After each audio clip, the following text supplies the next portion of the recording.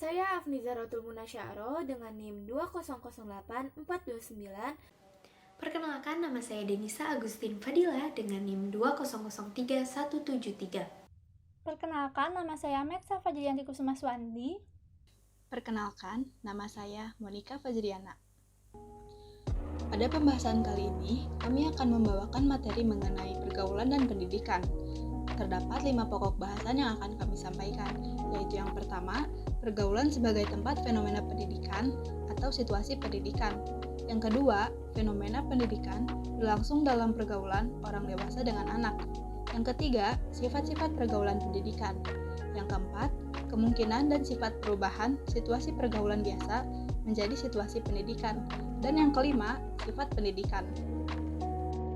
Pergaulan sebagai tempat fenomena pendidikan atau situasi pendidikan.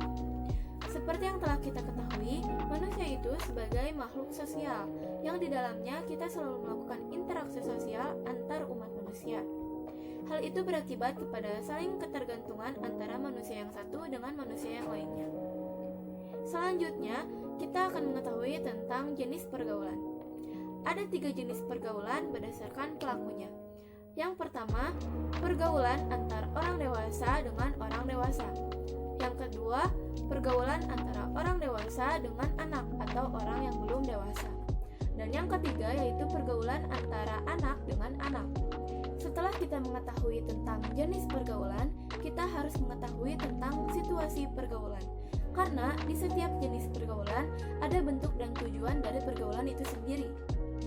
Berdasarkan pengalaman sehari-hari, kita dapat mengelompokkan situasi pergaulan ke dalam 2 jenis.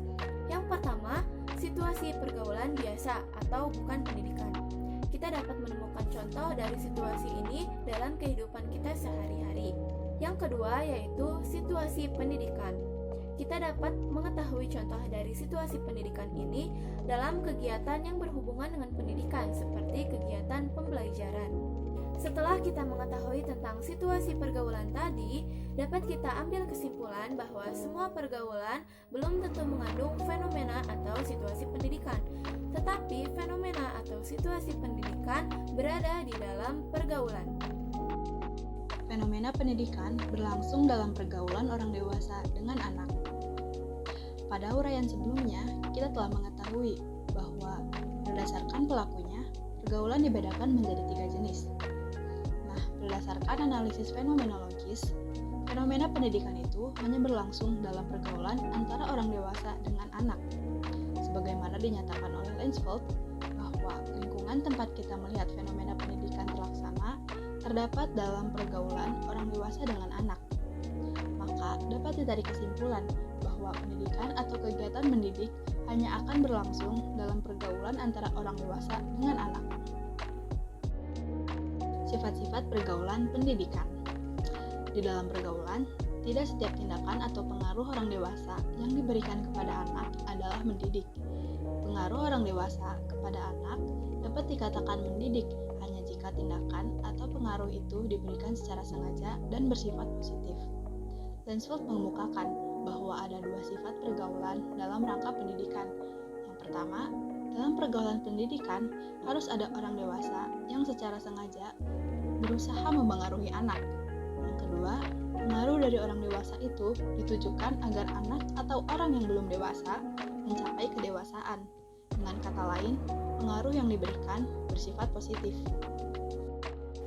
Kemungkinan dan sifat perubahan situasi pergaulan biasa menjadi situasi pendidikan. Situasi pergaulan biasa dapat berubah menjadi situasi pendidikan dan juga sebaliknya. Situasi pergaulan biasa antara orang dewasa dan anak dapat berubah menjadi situasi pendidikan apabila memenuhi 2 sifat pergaulan pendidikan, yaitu orang dewasa dapat mempengaruhi anak agar mencapai kedewasaan. Pengaruh tersebut diberikan secara sengaja atau disadari. Maka dalam situasi pendidikan, seorang pendidik harus mempunyai tujuan pendidikan, yaitu isi pendidikan berupa pengetahuan, sikap, keterampilan, dan atau nilai-nilai yang tepat untuk anak didiknya. Adapun dalam rangka mempengaruhi anak, seorang pendidik juga harus menggunakan cara dan alat pendidikan. Implikasinya adalah tanggung jawab situasi pendidikan berada pada pihak orang dewasa yang harus memberikan pengaruh positif terhadap anak didiknya. Sifat yang harus dipenuhi dalam mengubah situasi pergaulan biasa menjadi situasi pendidikan. Yang pertama, kewajaran. Dan yang kedua, ketegasan. Perlunya kewajaran dalam mengubah situasi pergaulan biasa menjadi situasi pendidikan. Pengubahan situasi pergaulan biasa menjadi situasi pendidikan perlu dilakukan secara wajar, sebab pengalaman membuktikan bahwa kesengajaan yang terlalu nyata biasanya dianggap oleh anak didik sebagai pelanggaran atas hak dan kebebasannya untuk menentukan sikapnya sendiri. Perlunya ketegasan dalam mengubah situasi pergaulan biasa menjadi situasi pendidikan. Dalam mengubah situasi pergaulan biasa menjadi situasi pendidikan harus dilaksanakan secara tegas, karena sifat perubahan dari situasi tersebut akan memberikan kejelasan bagi anak tentang apa yang negatif dan apa yang positif, mana yang baik dan mana yang buruk, serta menyadari apa yang boleh dilakukan dan apa yang tidak boleh dilakukan. Kepercayaan sebagai syarat teknik pendidikan. Dalam mengubah situasi pergaulan biasa menjadi situasi pendidikan, berbagai hal yang baik harus dimasukkan ke dalam pergaulan pendidikan. Sebaliknya, hal yang buruk harus dikeluarkan dalam pergaulan pendidikan. Untuk mengetahui kapan kita harus memasukkan dan kapan harus mengeluarkan hal tersebut, maka diperlukannya pengawasan. Pengawasan ini juga harus dilakukan secara wajar. Lingkungan pendidikan. Pendidikan yang berlangsung terdapat di berbagai lingkungan. Yang pertama, lingkungan pendidikan informal, yaitu keluarga. Yang kedua, lingkungan pendidikan formal, yaitu sekolah. Dan yang ketiga, lingkungan pendidikan non-formal, yaitu masyarakat. Sifat pendidikan.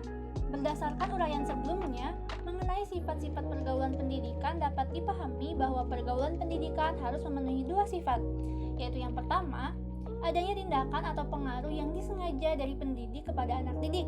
Yang kedua, tindakan atau pengaruh itu bersifat positif, artinya anak diarahkan agar mencapai kedewasaan. Apabila dikaji lebih teliti, dalam pernyataan tadi terkandung makna bahwa suatu tindakan dapat dikategorikan sebagai pendidikan apabila tindakan atau pengaruh yang diberikan oleh pendidik kepada anak didik diupayakan secara sengaja dengan cara yang tidak melanggar nilai-nilai serta norma-norma yang diakui oleh masyarakat. Oleh karena itulah, pendidikan itu bersifat normatif. Implikasi dari pendidikan bersifat normatif yaitu tujuan, isi, cara, dan alat pendidikan yang digunakan oleh pendidik semuanya harus diarahkan untuk membimbing anak didik kepada hal-hal yang baik atau ke arah kedewasaan. Selain itu, tindakan dalam rangka pergaulan pendidikan, pendidik juga harus mempertimbangkan aspek pribadi anak didik, mempertimbangkan bahwa anak didik bukan hanya tumbuh dan berkembang untuk menjadi besar, serta pendidik pun harus sadar bahwa pada dasarnya anak didik itu memiliki kebebasan serta keinginan untuk menjadi dirinya sendiri. Terdapat sebuah kutipan, pergaulan yang tidak menghormati keanakan itu menunjukkan kekurangan dan ketidaksempurnaan pedagogis. Renfield 1980.